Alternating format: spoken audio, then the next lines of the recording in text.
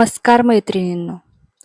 कधी असं वाटतं का, की आज काहीच काम नाही, पण वेळ मात्र वाया जातोय. घरची कामं संपतात, मुलं शाळेत जातात, नवरा ऑफिसला जातो आणि आपण मात्र मोबाईल हातात घेऊन Instagram, Facebook, WhatsApp स्क्रोल करत बसतो. आजच्या या व्हिडिओमध्ये मी तुम्हाला सांगणार आहे, रिकाम्या वेळेचा असा उपयोग करा, की ज्याने तुमचं आयुष्य थोडं तरी बदलेल आणि तुम्हाला स्वतःवर थोड्या दिवसांनी प्राउड फील होईल. तर मग रिकामा वेळ म्हणजे काय? खरं सांगू, आपल्याकडे रिकामा वेळ नसतोच. आपण तो ओळखत नाही.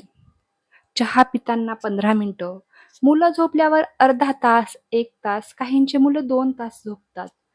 तीच दुपारची शांत वेळ, रात्री झोपण्याआधीचे 20 मिनिटं जे की तुम्ही मोबाईल स्क्रोल करत बसतात. हा वेळ छोटा वाटतो, पण हाच वेळ एकत्र केला तर दररोज 1 ते 2 तास तयार होतो. होतो म्हणजे होतोच. तर त्या वेळेची स्वतःवर गुंतवणूक करा. रिकामा वेळ मिळाला तर सर्वात आधी स्वतःसाठी काहीतरी करा. मग ते काहीही असो. नवीन स्किल शिका. जर तुमच्या शिक्षणाला बरीच वर्ष झाली असतील आणि आता तुम्ही अपडेट नसाल, अगदी कॉम्प्युटरवर Windows 7 पासून आता Windows 10, 11 पर्यंत येऊन गेलेला आहे. त्यानंतर तुम्ही अपडेट व्हा. प्रत्येक गोष्टीच्या बाबतीत तुम्ही अपडेट व्हा. मग ते काहीही असो.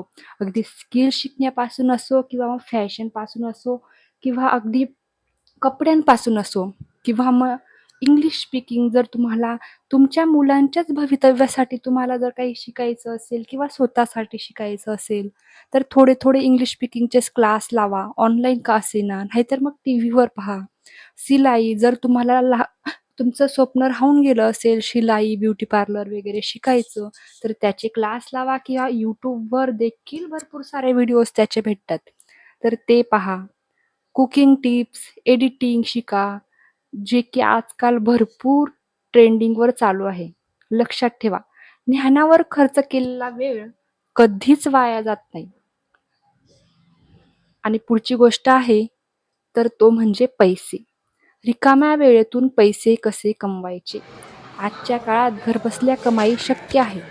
YouTube channel, Instagram page, Meesho affiliate marketing, online teaching, home baking, cloud kitchen, craft business. सुरुवात छोटी करा, पण सातत्य ठेवा. आज ₹100 मिळतील, उद्या 1000 आणि कदाचित परवा 10,000 देखील मिळू शकतात. पण सुरुवात करा. मानसिक शांतीसाठी थोडासा वेळ द्या. रिकामा वेळ म्हणजे फक्त आणि फक्त मोबाईल किंवा टीव्ही नाही. तर रिकामा वेळ म्हणजे फक्त काम किंवा पैसा नाही. तर रिकामा वेळ हा तुमच्या मेंटल पीसवर म्हणजे मानसिक शांती देखील तुम्ही अ, त्याला घालू शकतात. ध्यान, थोडा व्यायाम, शांत संगीत, स्वतःशी संवाद. जर मन शांत नसेल, तर काहीच टिकत नाही.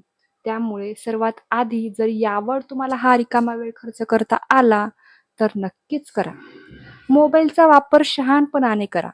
मोबाईल वाईट नाही, पण त्याचा अतिवापर मात्र खूप जास्त घातक आहे.